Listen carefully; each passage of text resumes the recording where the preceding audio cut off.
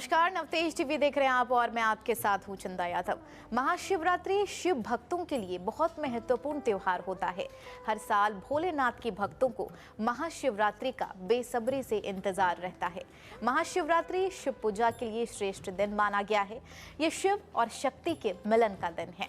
इस दिन शंकर भगवान को प्रसन्न करने के लिए उनके भक्त व्रत रखकर उनकी खास पूजा अर्चना करते हैं। महिलाओं के लिए महाशिवरात्रि का व्रत बेहद ही फलदायी माना जाता है। ऐसी मान्यता है कि महाशिवरात्रि का व्रत रखने से अविवाहित महिलाओं का विवाह जल्दी होता है। इस दिन व्रत रखकर पूजा पाठ करने से विवाह में आ रही सारी अड़चनें दूर हो जाती है। फागुन महीने के कृष्ण पक्ष की चतुर्दशी तिथि को महाशिवरात्रि मनाई जाती है। महाशिवरात्रि का पर्व दो महत्वपूर्ण कारणों से विशेष है। कहते हैं कि इस तिथि पर महादेव ने वैराग्य जीवन छोड़कर गृहस्थ जीवन में प्रवेश किया था और इस दिन रात में शिव जी और माता पार्वती का विवाह हुआ था। वहीं दूसरी मान्यता अनुसार महाशिवरात्रि के दिन शिव जी पहली बार प्रकट हुए थे। शिव का प्रकाट ज्योतिर्लिंग यानी अग्नि के शिवलिंग के रूप में था और इसके दिन शिवलिंग के 64 अलग अलग जगहों पर प्रकट हुए थे। मान्यता है कि इस दिन शिव पूजा करने से समस्त संकट दूर हो जाते हैं। शिवरात्रि से जुड़ी खास बातें आज हम आपको बताएंगे और इसके लिए हमारे स्टूडियो में मौजूद हैं ज्योतिषाचार्य पंडित योगेश व्यास जी। तो पंडित जी, आपका बहुत बहुत स्वागत है हमारे स्टूडियो में। सबसे पहले जानना चाहेंगे कि महाशिवरात्रि के दिन इस बार बताया जा रहा है कि 300 वर्षों के बाद दुर्लभ संयोग बन रहा है। क्या कुछ खास होना है इस बार महाशिवरात्रि पर? जी, इस बार महाशिवरात्रि पर सर्वार्थ सिद्ध योग बन रहा है। सर्वार्थ सिद्ध योग में की जाने वाली पूजा से भक्तों के सारे कार्य निश्चित रूप से पूर्ण होंगे। चंद्रमा भी इस दिन मकर राशि में स्थापित होंगे। तो मकर राशि में चंद्रमा के होने पर जिन लोगों की कुंडली में चंद्रमा शनि से पीड़ित है, जिनको कालसर्प योग बना हुआ है या जो अमावस्या को पैदा हुए हैं, उन लोगों को इस शिवरात्रि पर शिवलिंग की जो पूजा की जाएगी, शिवलिंग पर जो अभिषेक किया जाएगा, तो उस अभिषेक के माध्यम से चंद्रमा को निश्चित रूप से बल की प्राप्ति होगी। ठीक है, ऐसा कहते हैं कि शिवरात्रि महाशिवरात्रि का खास पर महिलाओं के लिए बेहद खास माना जाता है। खास करके अविवाहित महिलाएं जो व्रत रखती हैं, जिन्हें खुद भगवान शिव जी की तरह पति चाहिए होता है और वो खास तौर पर व्रत रखती हैं। क्या ऐसी ही विशेष मान्यता रही है कि अविवाहित महिलाओं के लिए खास पर्व मनाया जाता है या फिर विवाहित महिला जो है वो भी रखते हैं? क्योंकि आज का प्रचलन ऐसा है कि कुछ पुरुष भी रखते हैं। जी, अविवाहित महिलाएं जो शिव जी का व्रत रखती हैं, तो श्रद्धापूर्वक किए जाने अभिषेक से, उस अभिषेक के माध्यम से भगवान शिव के आशीर्वाद के द्वारा उनको मन चाहे एक तो वर की प्राप्ति होती है। और जो विवाहित महिलाएं शिव जी का व्रत रखती है, तो उनको भगवान शिव के आशीर्वाद से घर में चल रही कुछ परेशानियां, आर्थिक तंगी या कुछ गृह क्लेश जैसी स्थितियां हैं, उनसे भी उनको निजात की प्राप्ति होती है। और कुछ ऐसी महिलाएं जिनको वंश वृद्धि में परेशानी आ रही है, तो उनको भी शिवरात्रि के व्रत के माध्यम से वंश वृद्धि में बेहद सहायता मिलती है। बिल्कुल, हिंदू पर्व के लिए महाशिवरात्रि बेहद खास पर्व माना जाता है। शिव भक्तों को बेहद इंतजार होता है, लंबे समय से इंतजार रहता है महाशिवरात्रि का। ऐसे में पंडित जी, आपसे ये जानना चाहेंगे कि इस दिन क्या कुछ खास किया जाए और क्या कुछ ऐसे प्रयोग किए जाएं जिससे भगवान शिव प्रसन्न हो? जी, प्रयोग की बात करें तो इस दिन आप ज़रूरतमंद लोगों को कुछ वस्त्रों का दान कर सकते हैं। इन वस्त्रों के दान से जिन व्यक्तियों को नौकरी में कुछ परेशानी चल रही है, वो परेशानी दूर होगी। विशेष तौर से काले तेलों का जो शिवलिंग पे दान है, वो बेहद श्रेष्ठ माना जाता है, क्योंकि जिन लोगों की कुंडली में कालसर्प योग का निर्माण हो रहा है और वो कालसर्प योग विशेषतः भाग्य स्थान से शुरू हो रहा है या सप्तम भाव यानी कि वैवाहिक जीवन से शुरू हो रहा है, या कुछ लोगों को नौकरी में परेशानी आती है तो दसम भाव से कालसर्प योग के निर्माण हो रहा है, तो उनको काले तिल के शिवलिंग का जो दान है वो बेहद महत्वपूर्ण माना जाता है। इसी क्रम में अगर दूध और दूध से बनी हुई वस्तुओं का अगर दान किया जाए, तो व्यापार में चल रही आर्थिक समस्याओं को उनको निश्चित रूप से निजात देखने को मिलती है। ठीक है, ऐसे में ये कहते हैं कि अलग अलग प्रकार के शिवलिंग की पूजा की जाती है। ऐसे में आपसे ये जानना चाहेंगे, ऐसे कौन कौन से प्रकार के शिवलिंग रखे हैं जिसमें शिवरात्रि महाशिवरात्रि के खास मौके पर पूजा की जाती है? ज़्यादातर लोग मंदिर में जाके एक ही प्रकार के शिवलिंग की पूजा करते हैं, लेकिन विशेष मनोकामनाओं की पूर्ति के लिए कई प्रकार के शिवलिंगों का निर्माण किया जाता है। जैसे कि वंश वृद्धि के लिए बांस का जो अंकुर होता है, उस अंकुर के माध्यम से जो शिवलिंग का निर्माण किया जाता है, तो जिन लोगों को संतान की परेशानी आ रही है वो संतान की परेशानी दूर होती है। जो किसान लोग हैं अपनी उपज बढ़ाने के लिए वो गुड़ के ऊपर अन्न का अभिषेक करके वो उस शिवलिंग की पूजा करें तो निश्चित रूप से उनको अपने अन्न की उपज में बढ़ोतरी देखने को मिलेगी। इसी प्रकार से पारद शिवलिंग की स्थापना करके उसकी पूजा करने पर सर्व मनोकामनाओं की प्राप्ति होती है। ऐसे ही पीतल के शिवलिंग का निर्माण करके उसका जब अभिषेक किया जाता है, पूजा की जाती है, तो रुके हुए कार्यों की पूर्ति होती है। व्यवसाय में कोई परेशानी चल रही है तो उसकी पूर्ति होती है।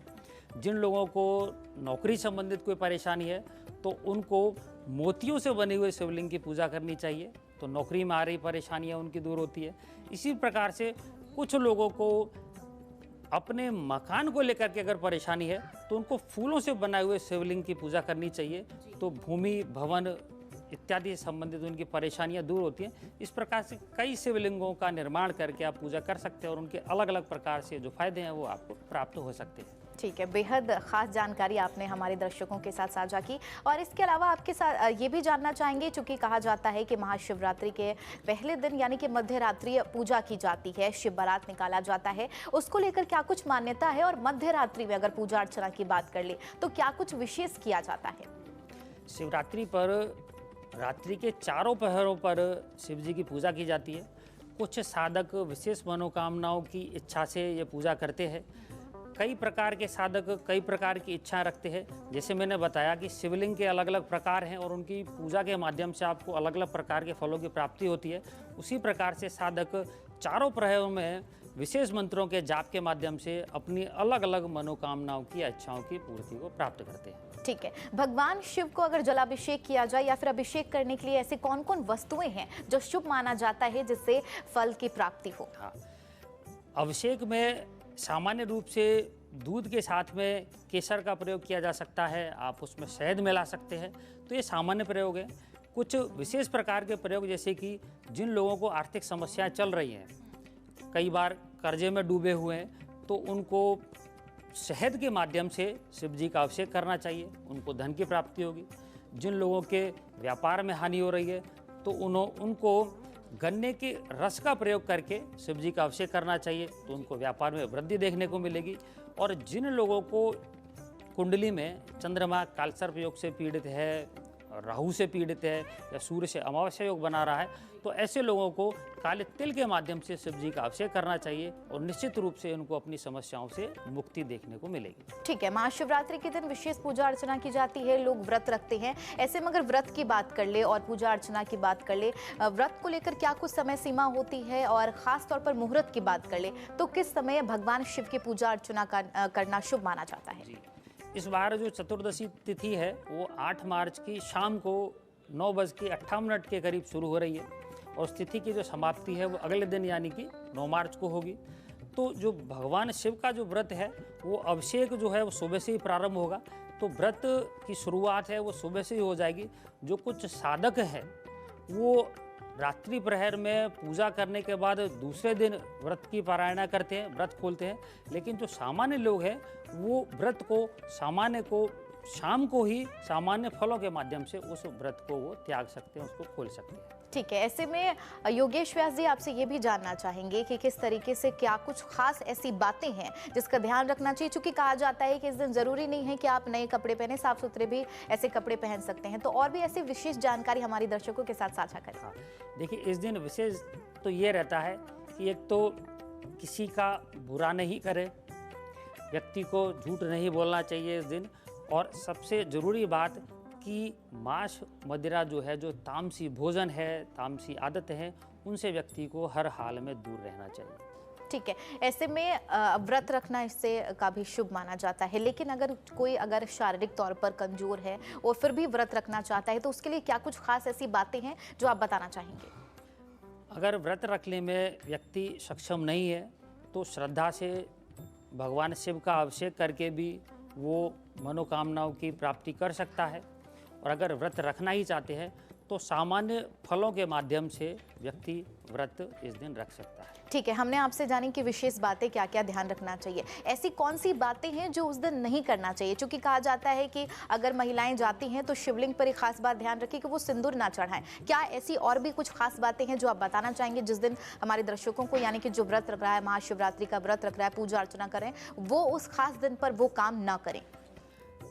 व्रत रखने के साथ जब महिलाएं शिव जी का अभिषेक करने जाती हैं, या पुरुष भी, जो भी जातक शिव जी का अभिषेक करने जाते हैं, तो शिवलिंग की जो कुंडी जो बनी हुई होती है उसको गोल एक बार से ऐसे परिक्रमा करके पार नहीं करना चाहिए। तो आधी परिक्रमा इस तरीके से होती है, फिर उसको वापस से इस तरीके से पूरा किया जा सकता है। तो ये विशेष उसमें ध्यान रखने वाली बात होती है। ठीक है, ऐसे में मंत्रोच्चारण की बात अगर खास कर ले, ओम नमः शिवाय के अलावा अगर और भी ऐसे कोई मंत्रोच्चारण हैं जो उस दिन उच्चारण करने चाहिए? ओम नमः शिवाय शिव जी का सबसे प्रिय मंत्र है। जिन जातकों को रोग से संबंधित परेशानी चल रही है, विशेष रोग चल रहे हैं, ठीक नहीं हो पा रहे, तो उनको महामृत्युंजय मंत्र का जाप कर लेना चाहिए।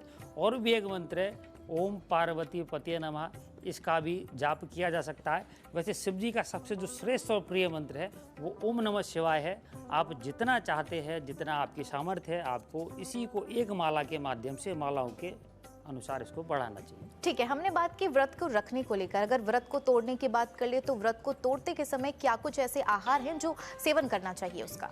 सामान्य फलों के माध्यम से आप इस व्रत की पारायण कर सकते हैं। सामान्य फल हैं, कुछ आटे को सेक कर कुछ चीज़ें बनाई जाती है, कूटू के आटे वगैरह के हैं, उस तरीके से बनाए जाते हैं। और इस समय जो सीज़न के हिसाब से देखें तो गाजर का जो हलवा है उसके माध्यम से भी व्रत की पारायण की जा सकती है। ठीक है योगेश व्यास जी, ऐसे देखा जाए तो हमने दर्शकों को पहले भी बताया, दो मान्यता हैं जिसके तौर पर महाशिवरात्रि मनाई जाती है, शिव और शक्ति का मिलन, और उसी दिन शिव प्रकट भी हुए थे। आप इन बातों को किस तरीके से देखते हैं और हम चाहते हैं कि आप विस्तार से हमारे दर्शकों के साथ साझा करें? देखिए, इस दिन पौराणिक कई सारी मान्यताएं हैं, जिनमें जो श्रेष्ठ और सबसे ज़्यादा जो प्रचलित मान्यता है वो यही है कि माता पार्वती और शिव जी का इस दिन मिलन हुआ था। चतुर्दशी तिथि को इसी के लिए मनाया जाता है। ख़ास तौर से अगर ज्योतिष की बात करें तो जिन लोगों के चंद्रमा कुंडली में कमज़ोर है, अमावस्या को जन्म लेने पर व्यक्ति के चंद्रमा काफ़ी कमज़ोर माना जाता है। राहु से जब चंद्रमा की युति होती है तो ग्रहण योग का निर्माण होता है। जिन लोगों की कुंडली में चंद्रमा और केतु की युति हो रही है, उस ग्रहण के माध्यम से व्यक्ति अक्सर किसी ना किसी वैचारिक दुविधा में फंसा रहता है। नेगेटिव थॉट्स उसके पास में बहुत सारे होते हैं। वो जो हो रहा है उसको तो सोचेगा, जो नहीं हो रहा है वो उसको भी सोचेगा। कई बार चंद्रमा की शनि से जब युति हो रही होती है तो विषय योग का निर्माण होता है। ऐसी स्थिति में चंद्रमा और शनि की जितनी कम डिग्रियों के बीच में फासला होगा, उतना ही ज़्यादा व्यक्ति को मानसिक परेशानी देखने को मिलेगी।